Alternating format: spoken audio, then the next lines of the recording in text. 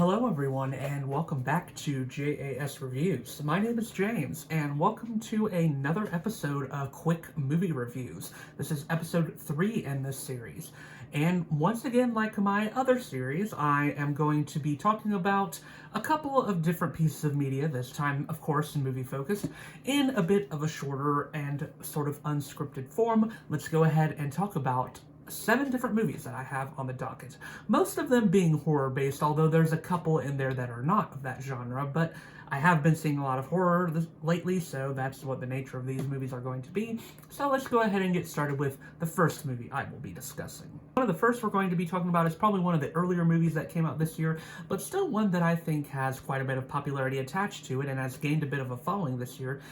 And that is A24's newest Bodies, Bodies, Bodies, a sort of whodunit murder mystery for Generation Z specifically. And I found this movie to be quite a bit of fun in terms of the murder mystery genre. I think this movie is quite a bit of fun, mainly for the really game cast that we have on board. I think Amanda Stenberg is excellent as Sophie, the main character. I haven't really seen her in much else, but I think she really showed her talent in this. I know she played Rue in the Hunger Games, which I thought was a pretty cool trivia, but it's cool to see her in another movie, and I think that she has some real talent. Maria Bakalova as B is great in this as well, as a sort of mysterious person who you weren't exactly sure what to think of her, of whether she could be dangerous or could not, because she's sort of new to this friend group, so she's supposed to have this mysterious vibe. She also sort of has the feeling of the final girl in the movie, even though that's not really what this movie is. That's sort of the vibe she gives. I would say she's more of the main character than anyone else in the film, and I did really like her in this role. But really the standout for me was Rachel Sennott as Alice. She was excellent in the movie Shiva Baby last year, which was a movie that really just was so stressful to watch, and for good reason, but I think she does great in this and is transforming into a totally different role. Her character is obnoxious and over the top, but also very, very funny, and that has to do a lot with Rachel's delivery of her lines. I think she is just really good at the comedic timing and really good at delivering these lines in a way where it sounds like her character is convinced of them, but at the same time, we as the audience are supposed to realize they're a bit satirical in nature. And even Pete Davidson isn't that bad in this. I'm not really the hugest fan of Pete Davidson's form of comedy, but I do like what he has to contribute to this movie. Special mention to Lee Pace as Greg, who was another favorite of mine. He isn't one of the bigger characters in this, but I really did like what he had to offer, and it was sort of fun to see him as a different generation contrasted with the rest of the Gen Z characters. It was very funny, his view on the situations that were happening. And of course, this movie revolves around the characters wanting to play Bodies, Bodies, Bodies in the midst of an oncoming hurricane, so there is an oncoming literal storm in the midst of the metaphorical storm that is about to happen. And Bodies, Bodies, Bodies is essentially Mafia, but done slightly differently, where the characters are playing this murder mystery game in the dark, and it plays out like a game in many ways as you're trying to predict who did the killing and who is really guilty in this. And I like that the movie makes you think that you have the answer several times, but you never really actually do. I think most people probably won't call the twist of this movie, but I think it is very clever and sort of a commentary on Gen Z themselves. Now, I won't say that this movie is cynical to Gen Z by any means, but it is a satire of them at the same time. It does poke fun at them, while also still being legitimately caring about them at the same time. Now, I will say that for as much as I liked the mystery, and I think the ending really sold me on this movie, I will also say that the movie does get maybe a little repetitive after a while. I don't like that they don't necessarily show any of the murders. I think it would have been fun to have one or two and still keep it literally in the shadows. But at the same time, I understand that they were trying to keep the mystery alive. And also, I don't think the movie is as scary as it could be, maybe. But it is still a very fun experience and one that I can't really complain much about. I had a great time at the theater watching it. And I think it's one of A24's more straightforward movies as well, which is why it appeals to a larger audience. I'm going to be giving this a solid 4 out of 5 stars. Oh boy, okay, next let's talk about They/Them, which is an admittedly sort of clever title, but a movie that is decidedly not clever at all. This movie has been the subject of controversy ever since its trailer aired, and it's been controversial for different reasons on both sides of the political spectrum, and I'm going to try to avoid talking about those controversies and just talk about the movie as it stands on its own. And yeah, this movie is pretty bad, even if it is trying to be something where it holds up the LGBT community. I sort of think that's a good intention, but I don't think the intent comes across well. I do honestly think the message that they're giving here is a little bit thinly done and doesn't work as well as it could. Because when it's revealed who the slasher is in this movie, it's not really surprising for one thing once you realize who is getting killed. Because who's not getting killed is actually the LGBT people in the story. It is actually the camp counselors who are part of this conversion camp. And honestly, I feel like they even dumbed down the intensity of conversion camps in real life for this. It seems like they're trying to make you feel a little sympathy for the camp counselors, and I'm not really sure that it works to that degree, because even when they're trying to do that, all the camp counselors are pretty despicable in their own way, shape, or form. For a movie that's supposed to be a slasher, it doesn't really emphasize on the killing that much. For a lot of the movie, it actually is more about the conversion camp itself. And I don't know. I mean, I get the idea of making a conversion camp experience into a horror movie. That's an interesting idea, but once again, they don't really make it as horrifying as they could, but then again, once again, some people could view that as exploitative. But I still view it as such, even in terms of how this movie goes about it. I feel like they just do it all wrong, and they're trying to be artsy and be like a high form of horror, and I just don't think it works. I don't think they have the writing to make it work. And plus, there's this really cheesy music number in the movie with the song the song Perfect by Pink, and it just doesn't work. It feels so utterly out of place, and it is cringe, and it is bad for all the wrong reasons. I can't necessarily call the performances in here awful. It's more the writing that kills them more than anything else. I think Theo Germain is actually pretty decent as main character Jordan. They aren't that bad at all. I think they give a pretty good main character performance, and they're the only character, honestly, that has anything interesting going on in the story. But at the same time, I think their character, along with pretty much every other character here, is written in a way that feels very flat and very stock character-like. Kevin Bacon's character as Owen Whistler, it's clear that Kevin is trying to have some fun, but his character is so boring, honestly, that it doesn't work when they really, I think, should have emphasized on him as a villain. This was a pretty weak movie all around, one of the worst horror movies I've seen in recent memory. And for as much as I think it's trying to have some sort of message, I think it really falls flat on its face with the way it delivers it. And I think it's going to ring hollow for most people, even the LGBT audience who it's targeting. And I know that because the movie hasn't been received generally well by anyone. And I think deservedly so. Pretty bad film. It could have had potential maybe if it played up the satire a little more, but it really just doesn't. 1 out of 5 stars for me. Next, let's talk about a movie where the drama surrounding it is probably more interesting than the movie itself, and that is Don't Worry Darling, directed by Olivia Wilde. It was crazy the amount of drama that came out surrounding this movie, and while it was maybe a little intriguing at first, I think the drama really wore off on me pretty quick because it was mostly pretty boring and innocuous. Let's try to forget about that, even though that is, like I said, debatedly more interesting than the movie that we actually have. Now, some people I do think are maybe being a little too harsh to this movie. Some people have really panned this movie pretty badly, and I'm not going to necessarily say it's terrible. I really don't think that, but I do think that it is painfully average, and there are definitely some bad moments in it. This movie, okay, sort of a spoiler. I'm not going to say exactly what the movie is, but this is sort of a spoiler. If you have seen the show Black Mirror, this movie is clearly inspired by something like that. Don't Worry Darling is about this couple that is living in this sort of 1950s-esque society, it seems like, Alice and Jack.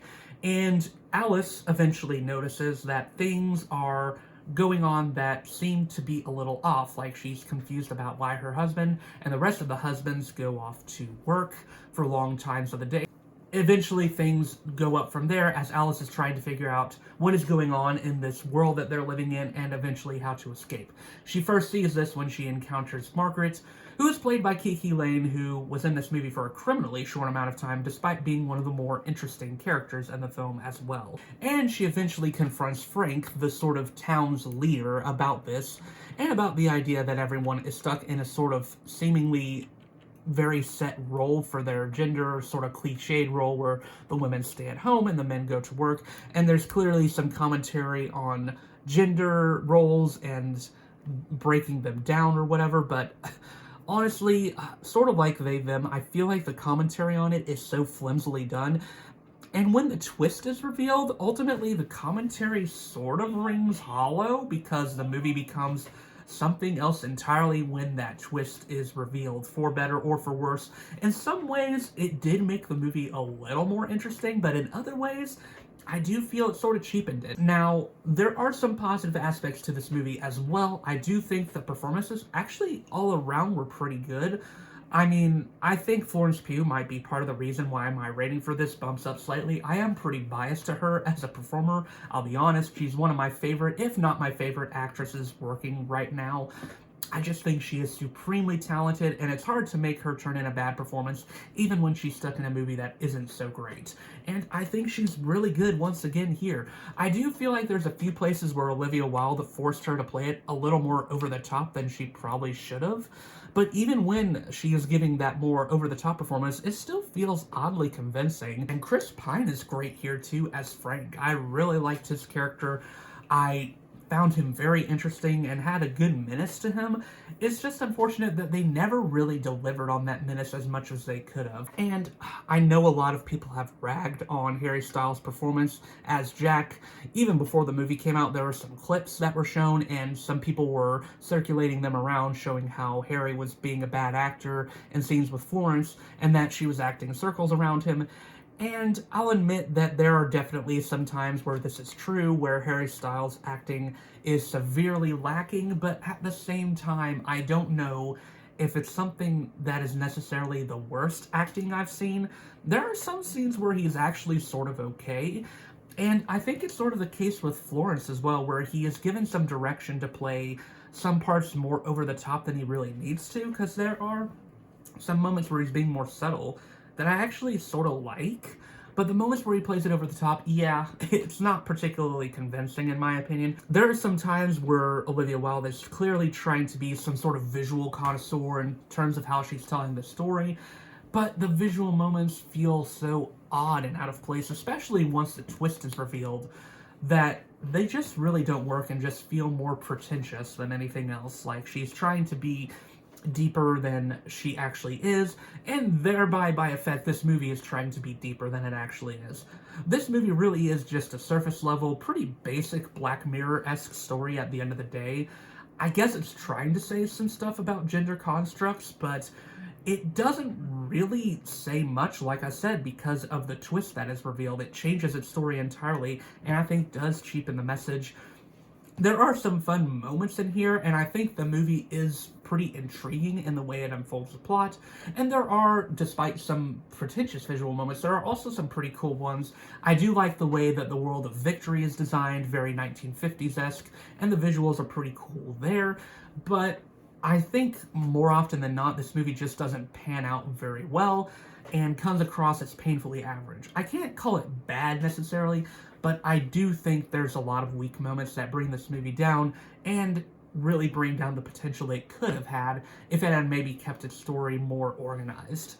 2.5 out of 5 stars for me. Next, let's talk about Barbarian, a horror movie that just took me completely by surprise. I mean, kudos to the team for putting out a trailer that did not reveal much. We don't see trailers like that much anymore, but this movie did a great job of that with a trailer that was more just the setup for the movie more than anything else. Based on the trailer, you do get a little bit of the movie where this woman, whose name is Tess, is going to stay at an Airbnb. And while at the Airbnb, she encounters Keith, played by Bill Skarsgård, who is apparently already staying at the Airbnb, even though she thought she had reserved it for that night. There's that mystery going on, along with the fact that Keith seems to be maybe a little bit off the edge, or maybe a little off kilter compared to Tess, and she's not sure whether she should feel safe around him. But then the house itself seems to be doing some weird stuff where she wakes up in the middle of the night hearing some strange noises, and then she goes downstairs and uncovers a secret passage that takes place in this cave-like area that extends the house even further than what it seemed like it was.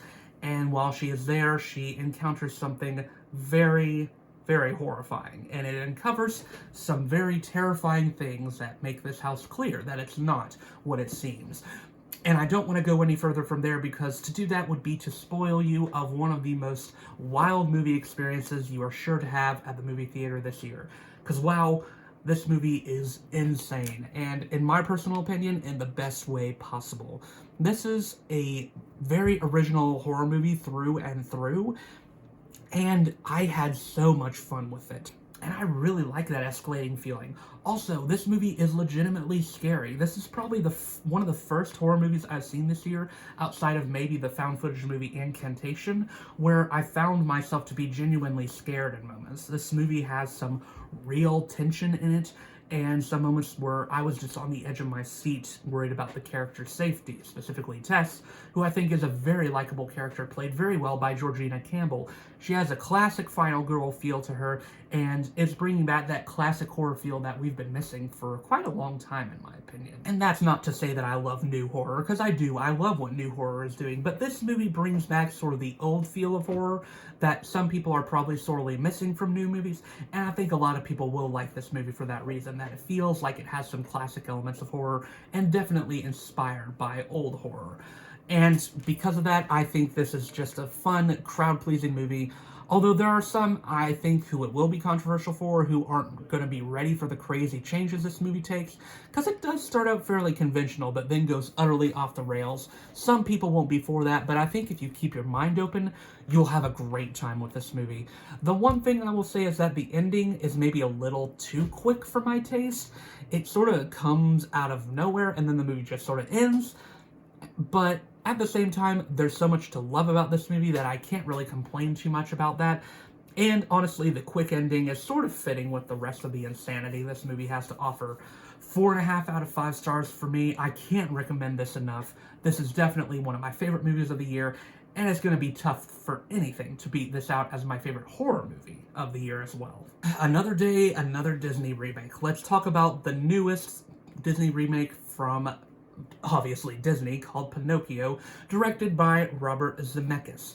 Now, Robert Zemeckis is someone who a lot of people have viewed him as falling off as a director, and I have to say that I do agree, and I think this remake might be his worst yet. I'm not sure if it's entirely his fault, because I do have the feeling that Disney probably constrained his vision in many ways, as they have done with their past remakes. This is basically just a retelling of Pinocchio, but with some changes that are utterly perplexing and make the story not work. This is always the frustration with the Disney remakes, besides the fact that they don't really need to exist in the first place because the originals are fine enough. Now, I will admit that the original Pinocchio is not one of my favorite Disney movies, and in this Pinocchio, I think it's even more perplexing how characters sort of chastise him for making wrong decisions, because unlike in the first Pinocchio, I do think in the original Pinocchio, he's given several chances to refuse characters when they are asking him to do something that is wrong. For an example, like with the Fox character, he's given several chances to say no before the Fox character takes him off. Same with when he is getting ready to drink at this child's fair and turns into a donkey, of course. He's given several chances to say no. Whereas in this movie, I feel like every time Pinocchio is sort of thrust into the situation of without his own volition or his own free will. He just sort of stumbles upon these things. And because of that, it makes people chastising him for the bad decisions feel a little more perplexing, in my opinion. Also in this movie, personality-wise, it does seem like Pinocchio is more eager to do the right thing, which is why it doesn't make as much sense, in my opinion, for his character to be doing the wrong thing, when he does seem more genuine-hearted, whereas in the original, you do feel that he's more mischievous. And I am just making direct comparisons because this movie is basically the original, but with some really stupid changes. I think the changes they make with Pinocchio and Jiminy Cricket's relationship is stupid too, because Jiminy Cricket doesn't get as many chances to interact with Pinocchio, therefore Pinocchio doesn't get to have a conscience, therefore he doesn't really get to have a chance to take agency of his own decisions, in my opinion. There's also this really weird addition of Fabiana, who is a human character who is a puppeteer, and I'm not really sure why they had her in the movie. It is sort of interesting that her character tries to meet Pinocchio where he's at by playing with her puppet character and her puppet character talking to Pinocchio, almost like a learning accommodation. And interestingly, they talk about learning disabilities earlier in this movie as well, which seems to bring about the implication that maybe Pinocchio has some learning disabilities or doesn't understand things. I just don't really know if her character was necessary to the movie at all, besides padding it out for an unnecessarily long amount of time. And let me just say, this movie is long. It did not need to be almost an hour and 45 minutes long. There's just so much unnecessary stuff going on in this film, and there were many points where I was just wanting to fall asleep. Animation-wise, this movie doesn't look great either, especially Pinocchio himself. His eyes are honestly a little unsettling and weird looking, and don't seem like they belong on this wooden body. I also did like Joseph Gordon-Levitt's voice as Jiminy Cricket. I think he does a pretty good interpretation of the character, and is probably one of the stronger, if not the strongest element of the movie.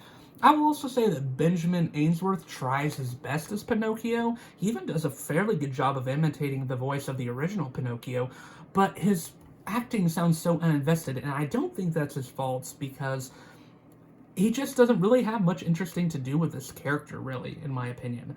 And Tom Hanks is once again playing a very over-the-top character here in Geppetto, but here he's really not good at all, forcing this fake accent that really is just so obvious that it's bad. And this would be one of the first times where I would say I legitimately could not stand his performance. I found him to be incredibly annoying. Keegan-Michael Key was fine as Honest John, one of the better singers in this as well. I did like his singing, and they also gave Geppetto a song in this, and his song is terrible. Most of the music numbers in this honestly feel so hollow and half-hearted, besides the Honest John segment. And they really toned down a lot of things in here. I mean, even the drunk scene, they toned that down entirely, because apparently children just can't take a little bit of edginess in their movies anymore. It's just sad that Disney is continuing to dumb down their remakes. And while this one isn't as bad as ones like Mulan or Lion King from the past, I still think it's pretty bad, and once again, another in the long line of miserable Disney remakes that proves that these just do not need to exist. 1.5 out of 5 stars for me. Next, let's talk about Pearl, which is the sequel, although also prequel to the movie X that came out this year as well, and there is to be a third movie in this trilogy of movies that I believe is also supposed to come out this year, called Maxine. Pretty impressive on Ty West's part to release this trilogy of movies all within the same year, showing that he was pretty hard at work with making all three of these movies. And honestly, for Pearl, I do feel about the same with it as X in terms of ratings. It's not like what I would call a top-tier horror movie, but it does have some really good moments, and I think it's really well done.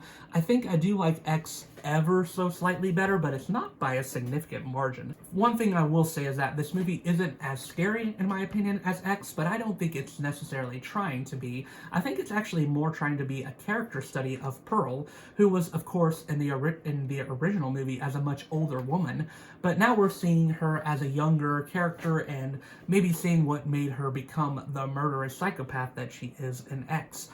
And there is a lot of depth to her character. I really think that's the highlight of this movie, is exploring why her character has these murderous tendencies and her ambition to become a star. And the ambition to become a star so much that she will literally kill to get what she wants. I think that's a very interesting character, very eerie in many ways, but it does make for an interesting watch for sure, and that is due to Mia Goth's just utterly incredible performance. I already really liked her in X, but I think Pearl really sold me on Mia Goth as a performer. I've seen her in a couple other things, but I think this is her year, and she's definitely going to be one of the modern-day scream queens, as they would call them, and I think she's just a lot of fun here. I think she's really doing great with this performance. She totally disappears into this role and really dedicates to it. She really goes full force, especially in this monologue that is one of the strongest monologues I've heard in a long time. Not many movies do monologues this long either, and I think she just does it so well. Now, I will say that there are some elements that are maybe a little forgettable. I think the build-up in some parts of the movie takes a little bit long, and maybe the central motivation of wanting to be a star is a little cliched. I do think the movie overcomes those cliches because of how far she will go to be a star. But then again, there are other movies where you could debate it has that same plot point. There are also some points in this movie where, like some A24 movies, I do think it's bizarre just for the sake of being bizarre. There's scarecrow dancing, which I sort of understand why it's in the movie, but it is also one that goes on for a little too long and feels a little unnecessary. And there's some dream sequences that are from Mia Goth's character's perspective that do feel like they once again go on a little long and maybe could have ended earlier and you would have gotten the point. And then there's that ending scene where the credits are rolling and you just see Pearl's face transforming from just trying to keep a smile on to just barely keeping it all together, and you can just see that facade coming off of her as you see the real monster underneath, and it is amazing. It really did end off this movie very well. I really enjoyed this movie overall, even though I do think it's not one of the more engaging horror movies I've seen this year. I did enjoy it quite a bit, and I think it's right up there with X. I'm very much so looking forward to the third movie, as long as Ty West can keep up this consistency. 3.5 out of 5 stars for me. And finally, let's end off with one of Netflix's latest originals, Do Revenge, starring Camila Mendes and Maya Hawke. And this movie is about Maya Hawke's character specifically, named Drea, who is basically at the top of the social ladder in the movie. She knows how to navigate the world of high school. She knows how to be a essentially social starlet and just be on top of everything and be the most popular and the most loved. That all comes crashing down when her boyfriend, played by Austin Abrams, leaks her sex tape. And essentially, she is no longer the social hierarchy top person, no longer the top person at that social ladder, and she wants to take revenge. And so she teams up with Maya Hawke's character, Eleanor, who is sort of an outsider in the movie, comes in, and she has some motivations of her own of someone else that she's wanting to take down. So they team up together to do revenge on their respective enemies. The movie plays out like that, but does take some twists and turns that you won't necessarily see coming. And yeah, this movie is clearly trying to be a 90s comedy, a 90s teen comedy. It's wanting to dedicate to that genre, and I think it does so pretty well. I can't deny that I had a fun time with this movie, despite how really silly and over the top it can be, but at the same time, it is so clear that that is the intent of the movie. And there are some times when the movie does have some heartfelt moments that I think sort of work in the midst of how silly it can be. Now, performances are also pretty good across the board in this movie. Camila Mendes is basically playing Veronica from Riverdale in this movie, in my opinion. I mean, she has the exact same mannerisms, the same way of speaking, the same movements. It's all very much so Veronica from Riverdale, but she does play this type of character pretty well. The same goes for Eleanor, played by Maya Hawke. Now, Eleanor is debatably the more sympathetic character in the movie, but the transformation she goes through is actually pretty interesting. And I really like where they take her for part of the movie.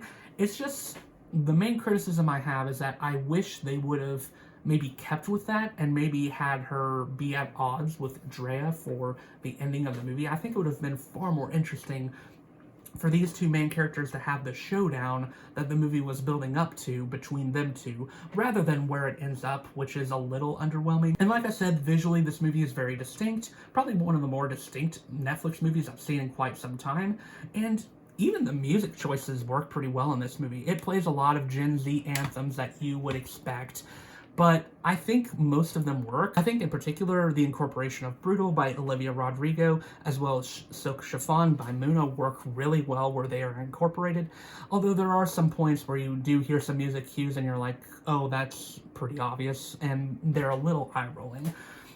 But overall, I did enjoy this movie, even despite the ending being a little underwhelming for me, I will admit. So for this last movie I'm going to be talking about, Do Revenge, I will be giving it a 3.5 out of 5 stars. So yeah, that was my latest episode of Quick Movie Reviews. What were your thoughts on any of the movies I discussed? Let me know in the comments below. And once again, my name is James. I do reviews of both music and movies, along with the occasional commentary piece.